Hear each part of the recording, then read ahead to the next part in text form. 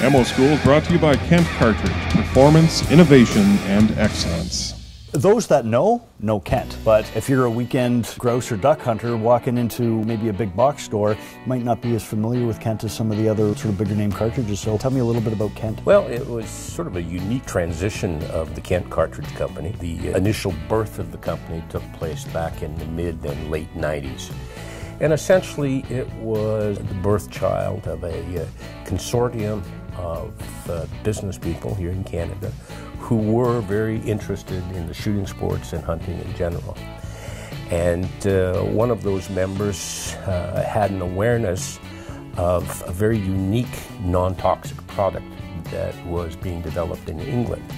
And through his suggestion, this group of business interests had a look at that product, which eventually became our tungsten matrix, which is a product that exhibits the same ballistic characteristics as what lead does, but it's a non-toxic product, so fell within the confines of non-toxic legislation for shooting waterfowl. The birth of the company basically was envisioned back in the late 1990s in the acquisition of an American manufacturer and an English manufacturer. They were already established shotgun shell manufacturing companies that the newly formed Kent Cartridge Company acquired back in the late 1990s.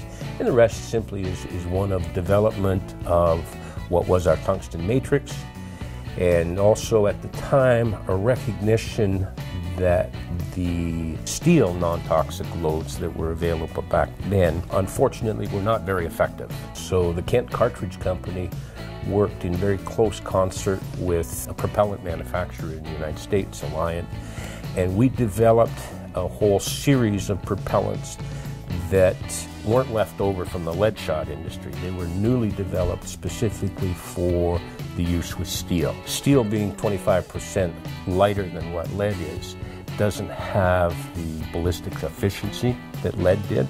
So to try to achieve the same degree of lethality that we experienced with lead, we had to get the velocities up.